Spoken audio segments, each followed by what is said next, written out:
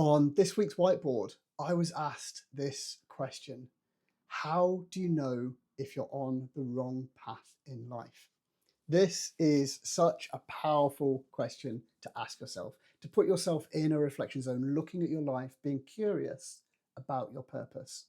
Here's the truth: you often know you're on the wrong path when you feel a persistent sense of misalignment. It doesn't have to be dramatic, it's usually very subtle, like a quiet voice inside saying something like, "This isn't it, this doesn't feel right." But that quiet voice is one of the most important ones to listen to. There are also 5 other pointers that you can look for to understand if you're treading your right path.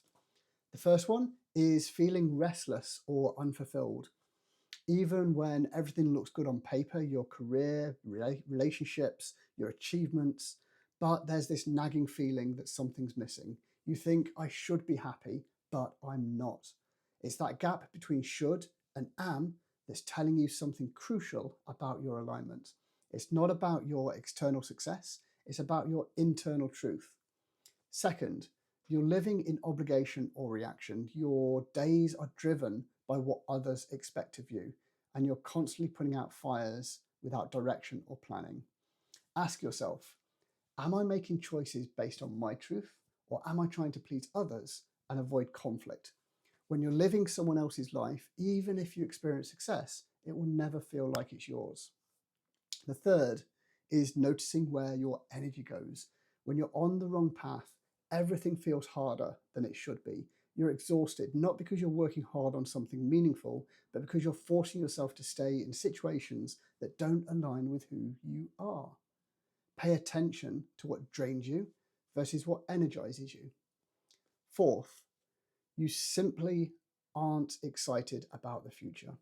If you're not waking up with that sense of purpose about what's ahead, here's a little secret for you: life isn't meant to be a grind. When you're on the right path, even the challenges feel worth it because you're connecting them to something which you deeply value. Number 5 is the fact that you're asking these questions at all. Your intuition is nudging you to pay attention. Don't dismiss that. It can be one of your greatest guides. And I'm not going to leave you hanging with just those 5 points. If you recognize one or more of these signs in your life, then you need to consider realigning your life. And realignment starts with 3 powerful questions, which I'll ask on this week's whiteboard.